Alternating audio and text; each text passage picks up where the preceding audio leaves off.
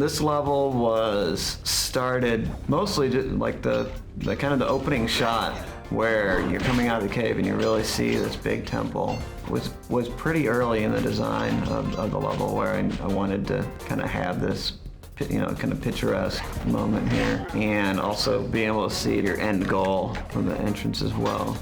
This is one of the more, I guess we call it pretzeled levels, where the course is very much kind of going around itself. It's kind of using this one art space for the different game mechanics. So instead of having, you know, a long corridor that has all the mechanics and we have to do art all the way down that corridor or whatever, we take it in one space. In this case, we go outside the temple, we go inside the temple, and then we go across, and you're still able to see the temple when you finish the game, and it's kind of, you're looking down on it. So it's really trying to reuse the art assets by staying in the same space as you're going through the level.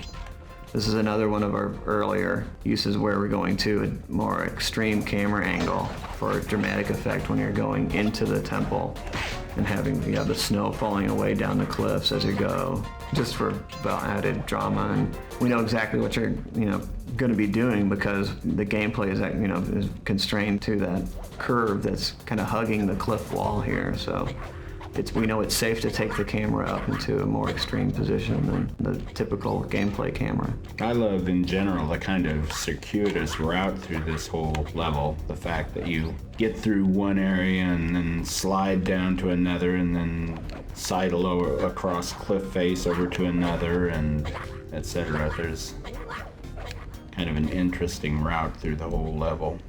I like the firework platforms too. Those were a great idea. I think this was the first use of this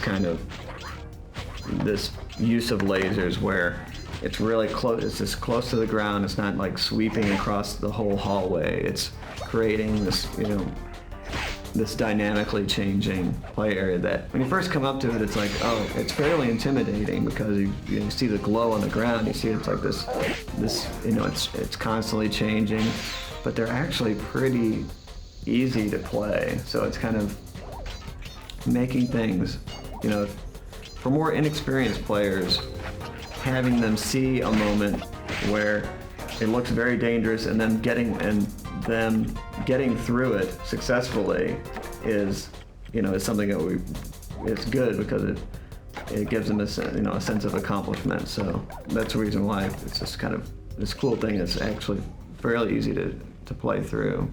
And once this one was put in the game, there's several other areas where we decided that we could use this and change the speeds and change the sweep patterns to give it a different feel.